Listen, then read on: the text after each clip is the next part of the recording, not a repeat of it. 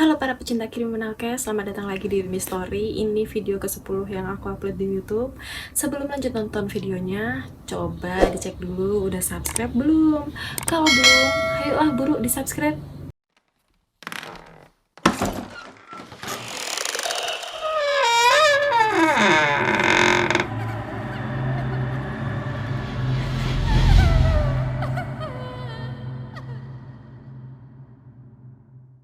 Oke, di video kali ini seperti biasanya aku mau menceritakan tentang salah satu kasus pembunuhan yang pernah terjadi di Indonesia.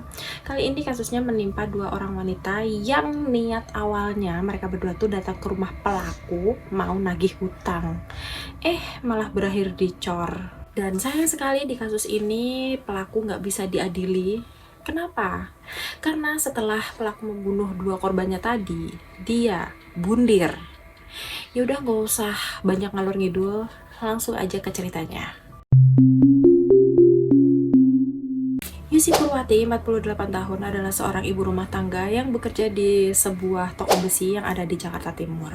Yusi tinggal di daerah Cakung, Jakarta Timur bersama anak dan suaminya. Yusi juga dikenal sebagai ibu-ibu yang suka dan rajin mengikuti pengajian. Pada hari Minggu tanggal 26 Februari 2023, Yusi pamit ke suaminya mau menghadiri acara pengajian kayak biasanya. Dah, pergilah dia. Setelah pengajian jam 4 sore, Yusi bersama teman-teman pengajiannya nyempetin kumpul dulu, jajan bakso dulu. Setelah itu, Yusi ngajak salah satu teman pengajiannya tadi yang bernama Heni Purwaningsih, 47 tahun, buat mendatangi rumah teman Yusi lainnya yang bernama Permana Kusuma, 51 tahun, di daerah Bekasi. Siapa Permana? Jadi Permana ini adalah teman Yusi sejak SMP. Bisa dikatakan hubungan pertemanan antara Yusi sama Permana ini cukup dekat lah. Karena Yusi tuh sedikit banyak tahu tentang permasalahan hidupnya Permana. Kayak urusan rumah tangga Permana yang saat itu lagi nggak harmonis, Permana yang saat itu sedang mengalami masalah keuangan. Karena Yusi tahu waktu itu si Permana lagi kesulitan masalah keuangan, jadilah Yusi ini ngebantuin Permana buat masukin dia ke tempat kerjanya Yusi saat itu. Jadi mereka kerja di tempat yang sama, di toko besi yang sama. Udah, itu dulu aja sedikit tentang Permana. Udah kan, pergilah Yusi sama Heni ke rumahnya Permana. By the way, Permana ini masih ngontrak, tapi biar gampang kita sebutnya tetap rumah aja kali ya. Sekitar pukul 5 sore, sampailah mereka berdua di rumahnya Permana. Udah sampai, pasti mereka masuk dong ke rumah itu. Udah masuk ke rumah itu, tapi siapa sangka itu adalah momen terakhir di mana Yusi dan Heni terlihat hidup. Karena setelah Yusi dan Heni masuk ke rumahnya Permana, mereka tidak pernah terlihat keluar lagi dalam keadaan hidup. Masih di hari yang sama, suaminya Yusi mulai merasa khawatir karena istrinya itu nggak pulang-pulang, dihubungi lewat WA pun nggak ada respon. Tapi suaminya Yusi nggak nyerah, dia masih terus berusaha buat mencari kabarnya Yusi dengan cara menghubungi beberapa teman dekat Yusi yang sama-sama ikut pengajian.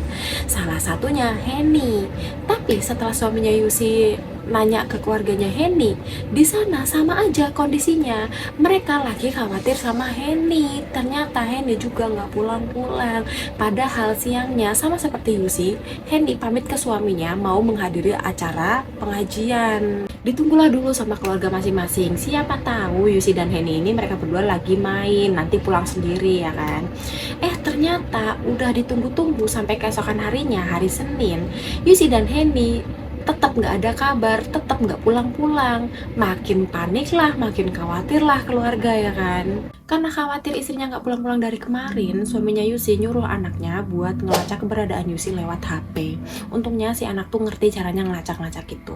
Setelah dilacak, akhirnya ketemu nih titik terakhir keberadaan HP-nya Yusi, yaitu di daerah Bekasi. Suami Yusi pun langsung bergegas menuju titik itu bersama keluarga Heni. Ternyata Heni juga sama, tetap nggak ada kabar dari kemarin, nggak pulang-pulang juga.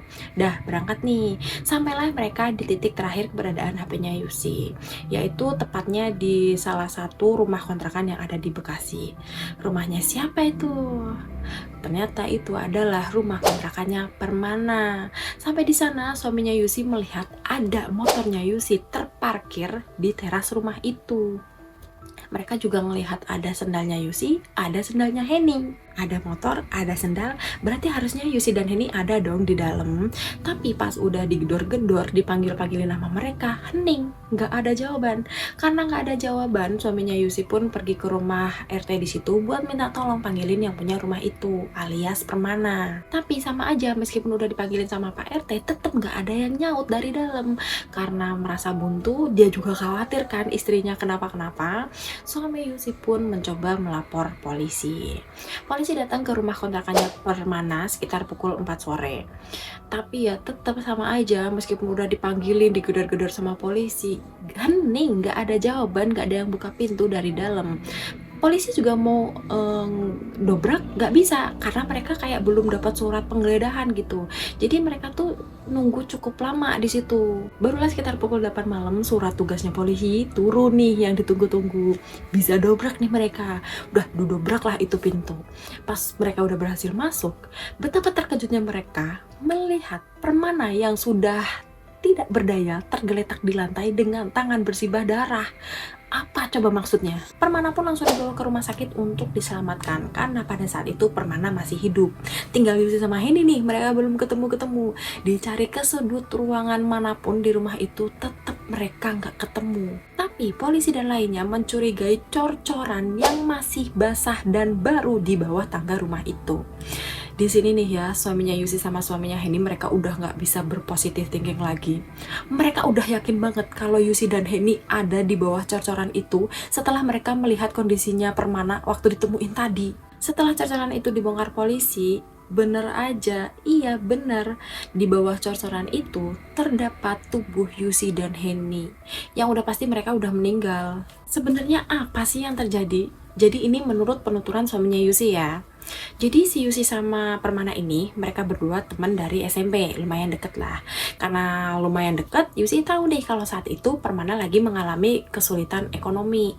Dibantulah Permana sama Yusi buat bisa kerja di tempat yang sama Yusi, di toko besi. Pas udah kerja, Permana ngajak Yusi bisnis bareng, buka toko besi. Dengan iming-iming hasil yang banyak, tergiur nih Yusi, maulah dia nanam saham gitu ceritanya, sebesar 100 juta ke Permana. Awalnya Yusi emang dapat keuntungan sesuai dengan yang dijanjikan, tapi besoknya Yusi nggak dapat untung sama sekali. Marah lah kan ya si Yusi, mana duit 100 juta tadi itu bukan duit Yusi semua. Akhirnya Yusi pun memutuskan untuk menyudahi kerjasama mereka. Jadi uang yang dikasihin ke Permana sebagai saham tadi dianggap utang sama Yusi. Yusi terus-terusan nagih uang itu ke Permana, tapi Permana nggak bisa bayar. Yusi nggak putus asa, dia tetap terus nagih uang itu ke si Permana setiap hari gitu ceritanya. Sampailah di hari naas itu. Tanggal 26 Februari 2023, Yusi memutuskan buat mendatangi rumah kontrakannya Permana. Siapa tahu kalau didatengin langsung dibayar ya kan? Gitu yang ada di pikirannya Yusi. Tapi Yusi ngaji dulu, barulah sepulang ngaji dia pergi ke rumah kontrakannya Permana, minta ditemenin sama Henny. Jadi nih ya sebenarnya antara Henny dan Permana ini mereka sama sekali nggak saling kenal. Jadi niatnya si Henny cuma nemenin temennya doang, si Yusi ini. Pas udah sampai rumahnya Permana, gak nyangka mereka berdua malah dihabisi. Dan setelah kedatangannya Yusi sama Henny, udah gak ada pergerakan lagi yang terlihat dari rumahnya Permana. Barulah keesokan harinya, tanggal 27 jam 8 pagi, Permana terlihat pesan pasir dan kerikil. Hal itu terlihat dari rekaman CCTV depan gang. Sebenarnya dari kedatangan Henny sama Yusi pun terekam di CCTV itu. Dan pasir sama kerikil yang dipesan Permana tadi, itulah yang dipakainya untuk ngecor mayatnya Yusi dan Henny. Terus kenapa Permana nyoba bundir? Ini menurut asumsi polisi ya. Setelah selesai ngecor mayatnya Yusi dan Henny, dia nggak nyangka sama sekali ternyata dia didatengin sama suaminya Yusi dan polisi. Mungkin karena dia panik, takut dipenjara, akhirnya dia pun memutuskan untuk bundir dengan cara menyayat tangannya. Kenapa dibilang asumsi? Padahal pelakunya waktu ditemuin kan masih hidup. Kenapa nggak tanya langsung aja ke dia nanti kalau udah sadar?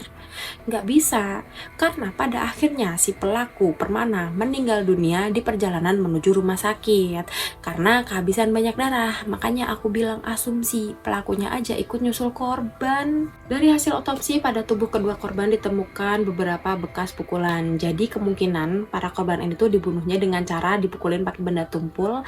Barulah besoknya mayatnya dicor. Keluarga para korban sedih, marah, kecewa. Mereka nggak tahu mau lampiasin amarah mereka ke siapa. Karena si pelakunya aja ikut mati, mereka jadi kayak nggak bisa minta keadilan gitu loh. Dari kasus ini membuktikan bahwa apa yang dikatakan orang-orang adalah benar. Kebanyakan orang yang punya utang lebih serem daripada yang ngutangin. Yang paling kasihan di kasus ini tuh ya, si Ibu Heni.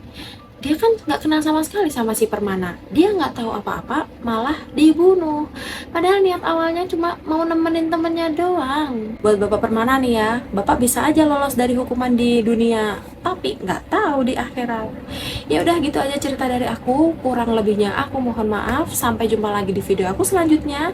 Jangan lupa subscribe, like, comment, dan share. Bye!